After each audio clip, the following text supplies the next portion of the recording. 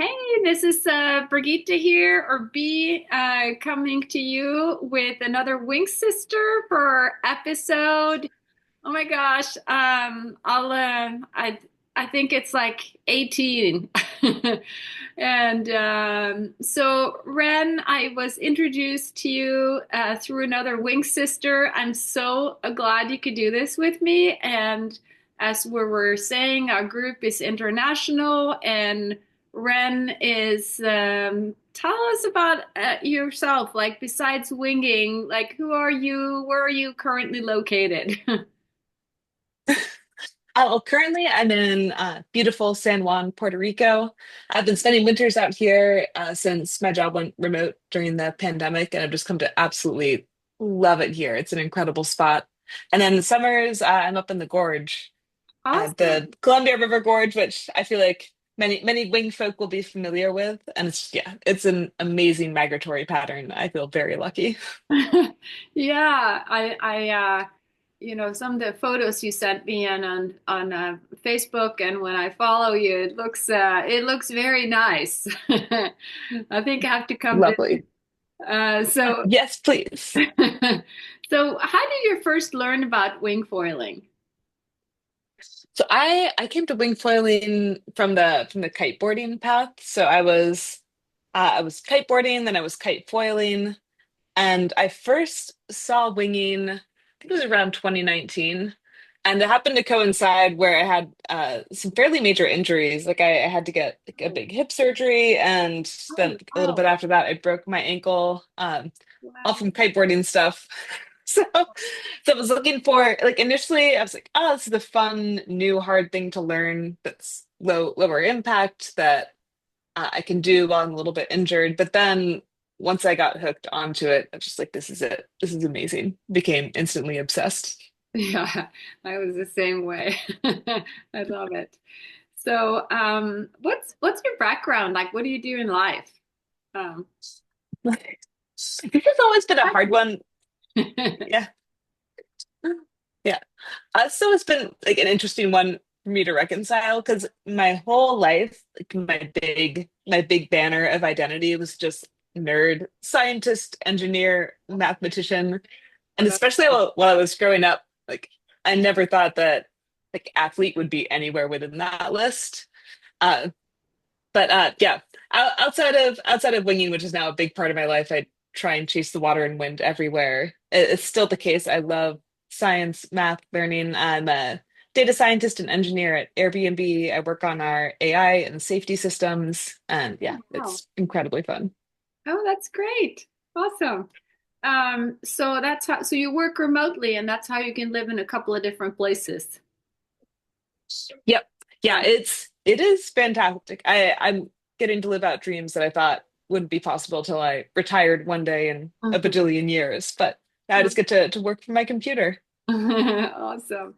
So, so you said you started trying wing foiling because it was a new thing, and you thought maybe be less injuries and things like that. Is that what made you want to try it?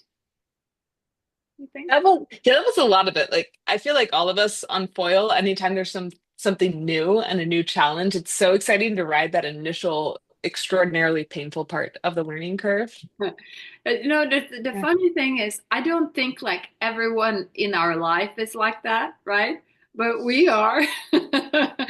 And, and I think that's another thing. Like you said, like before, you looked at yourself as someone who wouldn't be an athlete, but maybe because of your personality, that's why you achieved what you have done in your life, and that's why you have the attitude that could take you into something like that, right?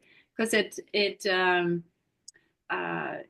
a lot to do with mindset in this sport, I feel like. Yeah. Yeah, it's something I love about it. And it's something where I find I just get along with so much of the community. Like, anytime you show up at a beach that is heavy in wind sports and you meet other wingers, other foilers, you That's instantly get fun. along. And I think just that ability to tackle something that like, nobody is good at to start Yeah. is really actually some of the like it's something I really admire about people as well is people who are incredible athletes, been great at everything, will go out in the gorge in the middle of the mix, people all over, and just fall down and suck at something very publicly. And like, that's fine. Like, we're all learning new things, we're all pushing ourselves. And it's, I love yeah, that. the willingness to go through that is a great trait. I think it brings a lot of us together. Right, exactly. So, what are some of your favorite wing spots? Obviously, you love the gorge. And tell me about we want to hear about where you're at a little bit more, I think. But Okay. any other spots you love too? Well, yeah, so I started all my wind sports in San Francisco because I lived there for about 15 years. So that, it's heaven on earth for all wind sports. You have the Santa Cruz areas, you have Sherman Island, you have the Gold Gate Bridge. I thought that was as good as it gets, but it's so fun to explore other places. So beginning of the pandemic, I did a lot of moving around and looking for spots. And I'd been to the Gorge once before, and I just remember being so amazed by it. And of course, like, it's just a stunning, irreplaceable, amazing, one of a kind spot. And Puerto Rico was kind of a hidden gem that snuck up on me. I had some friends out here. In the pandemic, I moved into this big 8 bedroom house with a bunch of awesome people. And it is just a hidden gem of foiling. And for a while, it was one of those things where everyone's like, "Oh, don't tell anyone. It's gonna get so flooded with people once you find out it's amazing foiling here." I still wing alone 90% of the time, really hoping someone would come visit me. But I'm right here in San Juan and 10 minutes from the airport, and there are these gorgeous, incredible reef breaks just like a kilometer out from shore that are totally empty, absolutely stunning. Like, occasionally I have a couple buddies out there with me, which is my favorite, but they're deep reefs, so you're not running into the reef. These gentle waves, you don't have to wear a wetsuit. It's just gorgeous. And there's a whole island to explore with different conditions all around. Not to mention everything to do on land, like the culture, the waterfalls, the incredible music. It's just once I started coming here, I couldn't stop. It's absolutely amazing. Oh, that's so great. I love it. It's another place on my bucket list for sure. So, Well, you got to let me know. You got to come out here. We'll have a whole community of people excited to wing with you. awesome. So, what is it? How does being on the water make you feel like? Like, what's the best part for you? Oh man, that's such a good question because I think that there's two parts. One is just the beauty of nature, but also, especially being on water foiling, it's this flow state where it involves every part of you, especially with winging. Because coming to winging from kiteboarding, one big difference for me is that kiteboarding, you're always juiced up, you're always lit, you always have all this power, which is really exciting to do these huge moves, these big jumps and tricks and flips. But winging really introduced me to letting go of the power and seeing how much I can use the power of the ocean, my own body, balance, finesse, grace. And that's the part of winging I've really loved is just trying to be completely in tune with the water, using all of my senses. Like, you're looking everywhere, you're feeling it, you're hearing it, and just trying to dance on top of that. And it's this really interactive, beautiful, it can be very high octane, but it's also very flow state and peaceful, just seeing how you can interact with the water and be part of that and draw power from around you and give power back. I just find it to be a really mesmerizing dance. That's awesome. That's what was one of the things that occurred to me when I was watching a winger for the first time, or like I think maybe I had started learning too, but I just saw these people doing these things are out there, and just it looked like ballet. It was a lot of finesse. And anyway, yes, I love that. I love your description. So, what's your consistency level, would you'd say, for getting on the water, and what might be getting in the way? Anything? Oh, well, this is where I feel very lucky right now. And it's also what really brought a lot of my ocean sports to a new level is, back in the day, I worked in downtown San Francisco. I was in the office like 8 to 12 hours a day, every weekday. So on weekends, I would just go wild. I would go to Sherman Island. I would be in the water 8 hours a day, but only for 2 days a week. But now I'm living where I can train. So I mean, I'm in the water every day for simmer between, depending on how much work I have and how great the conditions are, between like 1 and 5 hours a day. And just that consistency of, even if I'm slammed with work, I can find a lunch break and get out for half an hour, 45 minutes, work on a few things, try a few new things consistently every day. It is so delightful. It's such a dream come true. And it really helps with progression as well. Yes, and it probably gives you the focus and the energy to get back to work too, and just be your best, right? Or Yeah. Yeah, this also I love feeling this way because sometimes I feel guilty that like I have so much of a life outside of work, but especially when I'm wrestling with really gnarly technical problems, like I'll yeah, be at my computer and I'll just feel crushed by them, and yeah, then I'll get out on a wave. I usually bring my phone out with me, is like, in case I need to respond to anything urgent. I've been out in I love. waves surfing for 20 minutes, had a brainstorm. I'll sit on my board and I will like type out an entire memo, like write a couple emails just in the middle of the water when suddenly all the answers come to me. It's very, and then everyone is moving by like, are you okay? I'm like, yeah, I'm just working. I'm just working. That's funny. So how does your perfect day look like? Like if you had a magic wand and you could do, what would you more or less of, you think? Oh, this is why I feel so spoiled right now because like most days feel like my perfect day. We have beautiful patterns out in Puerto Rico where in the morning, we usually have like, very gentle offshore winds. So in the morning, we have like a foil drive and a tow buggy out here. Are you familiar with both of those? I know, tell us about that. Yeah. So we have a foil drive, which is like you bolt it under your mast. You get put a big battery there and a little propeller up near your board. And Oh, then I can use that. I can zip out to the reef in like 3 minutes and then surf around. Like you use the foil drive to get power and you pop up and like you surf the wave with the motor out of the water. oh, Or we also have a tow buggy, which is this seems ridiculous. It's like a miniature electric, like semi-autonomous remote control jet ski. So we can just huck it into the water right in front of our house and then tow foil behind it. So then we Oh, can tow into the waves. Yeah. wow. That's awesome. You're set up Yeah. no matter what, I think.